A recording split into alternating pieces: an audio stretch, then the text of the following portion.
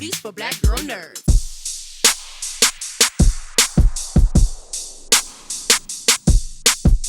Hi. Cissy, Elita One seems so ready all the time. Like she stays ready. She has these well thought out plans. So, did you bring part of your personality to Elita One, or how did you form this character? I absolutely brought part of me to Elita One. So, obviously she's Optimus Prime's second in command, right? So she's very capable. She's a very competent robot, but she also likes to have fun, and that's kind of me. I'm focused, I'm driven, I get things done. But if you're not having fun along the way, what's the point? And so, I really tried to bring a little bit of that sass to her character, and I'm glad to see it's coming across. Lita definitely has fun. And one of the things I thought was fun is in her fight scene, she does, I believe they call it an aerial gambit. And so I'm curious, when you're in the booth, are you just doing the sound effects? Is that how they do the action sequence for animation? Yeah. So oftentimes I will get to see, like, we'll do the original recording with the main dialogue, and then they will animate the action sequences. And then I get to see the animated sequence, which is always amazing. And any point where there would be like an effort from her, like a landing or a ha, punching or whatever, that's when we get to add that in after the animation has been done, so that it matches. I'm just imagining that world of just sitting there making to do the punching noises and making all the different sound effects and everything. The number of times I have died in this booth, I'm just saying. See, well, that's the fun thing about animation. You come right back to life, and we're grateful for it. So we appreciate it. Right? Woo! Yes. What can you tease or what can you tell us about this new organization, Ghost? I don't know. Here's what I can say is that this iteration of Transformers pays beautiful homage to the iterations that came before it, but this takes place long after the Great War has ended. And so there is a truce between the Autobots and the Decepticons, and it may be an uneasy truce, but it's a truce, and they have to find a way to work together. And I think that's where Ghost comes in. Speaking of working together, though, how's it teaming up with Megatron? I mean, he's Megatron. What are you gonna do? I just have to say, this is such a fun adventure and so cool. Earthspark to put such a spin on this amazing universe. And thank you so much for the time.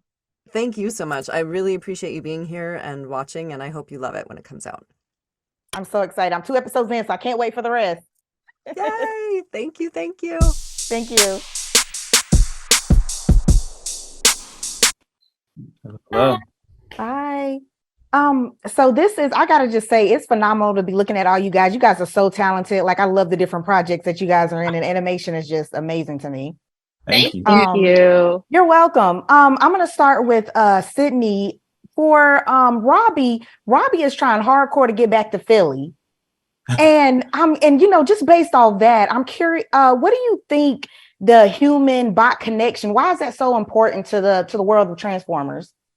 Well, I think it's really what keeps it alive, the overall message of it doesn't really matter what you look like, as long as that you can connect with someone and have compassion with them is really what brings them together. And I think that's a through line through all the Transformers, like movies and things like that, the human and bot connection. So I'm really excited for the audience to see how we incorporate that, and that it's not just like one teen or one person having a connection with the bot, but it's an entire family. So we really work as a unit in this series. So I'm excited for everyone to see. Well, speaking of family, Zion, I got to come to you because Mo keeps Robby in check, right? Like, just make sure keep him on the straight and narrow. And so one of my favorite lines, I won't talk about the predicament they get in, but one of my favorite lines is when she smacks his hand and she's like, "That's how scary movies start." Yeah. So I think Mo's personality is so fun. What is your favorite part about playing Mo? My favorite part of playing Mo was how nice and optimistic she is, but if you mess with her family, it's not going to be all nice, because that's how I really am with my family. Yeah, you got to protect your family. You don't mess with people's family. It's no joke.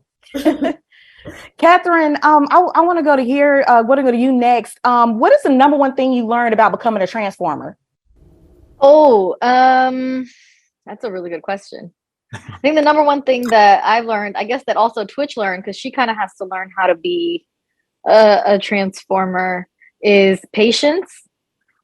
She's always trying to rush through this identity and like trying to get to, she's always got like a goal, like I must be the best at this, and I gotta know how to get into my alt mode. I gotta be the best at my alt mode, and she can sometimes be overzealous in that. And that's actually for me too. I mean, that's like me in life in general, is like slowing down, being patient, and not trying to rush things, because you rush things, you make mistakes. And Twitch definitely is learning that lesson too. I like the little looks that Twitch will shoot Thrash every once in a while. I like that. Yeah, they've got a really fun relationship. Speaking of which, Zeno, what is the big difference, or what should fans know about the Terran and like the OG Autobots? Like, what's the biggest difference? Yeah, the biggest difference is, I think, really rooted in that title, the Terran part, the Terran aspect. There is I think, a more human aspect and element to Twitch and Thrash as Terrans. They are not a part of either of the factions of Cybertronians, the Decepticons or the Autobots. None of that stuff means anything really to them.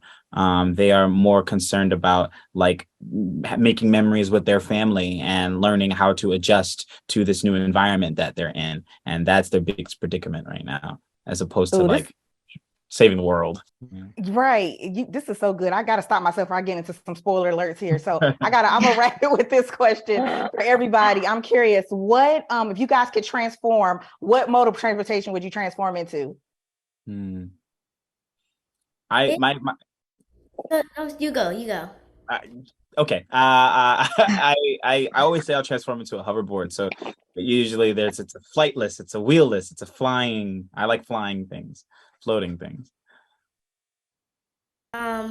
If I were to transform, I would transform into like a motorcycle, but the motorcycle would have cup holders in it, like maybe 4 cup holders, so I could put like my boba, my Starbucks in there, and then I can go back home and like drink it. So yeah, I'd be a motorcycle with cup holders. Nice. I would definitely say a fighter jet. I just watched Maverick, so I really enjoyed that, and I would love to be a fighter jet, be, dodging through things, going really fast. Seems really awesome. I would still be a drone. I like the idea of just floating through the sky, taking images of things. I would be a drone. Oh, thank you guys. So I got Starbucks and floating. So we good. Thank you guys so much. I appreciate the time. Thank you.